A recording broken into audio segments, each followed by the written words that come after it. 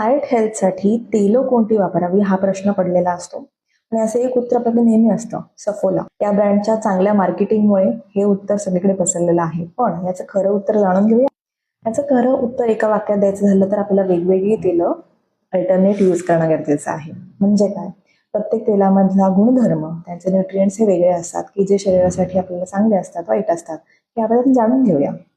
आता MOFA, mono unsaturated fatty acids असलेलं तेल, ही तेलं शरीरासाठी चांगली असतात.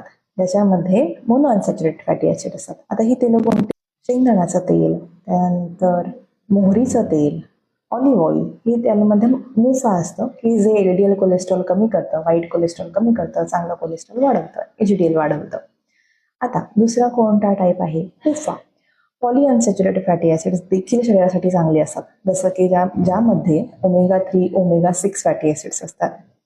ही तेलं हार्टसाठी चांगली असतात. ही तेलं कोणती?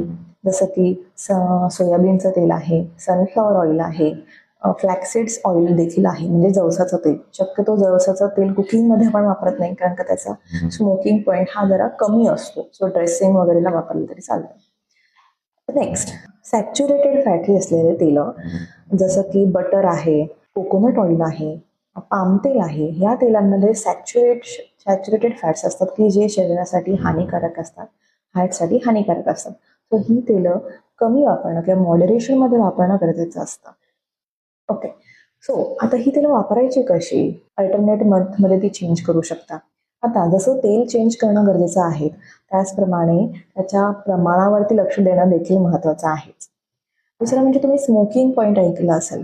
तळण्यासाठी कोणतं तेल वापरावं? तळण्यासाठी शक्यतो हाय स्मोकिंग पॉईंट असलेले तेल वापरणं गरजेचं आहे, जसं की शेंगदाण्याचं तेल आहे, सनफ्लॉवर तेल आहे, सूर्यफुलाचं तेल आहे.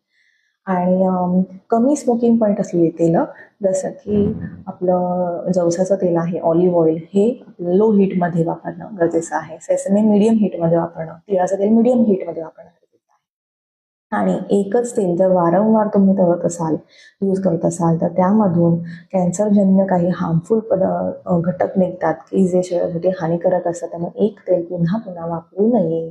ते दिव्यामध्ये किंवा चपातीला वरून लावण्यासाठी तुम्ही वापरले तर बेस्ट असतं. अशाच व्हिडिओसाठी बियॉन्ड डाएटिंगला फॉलो करा. भेटूया पुढच्या व्हिडिओमध्ये.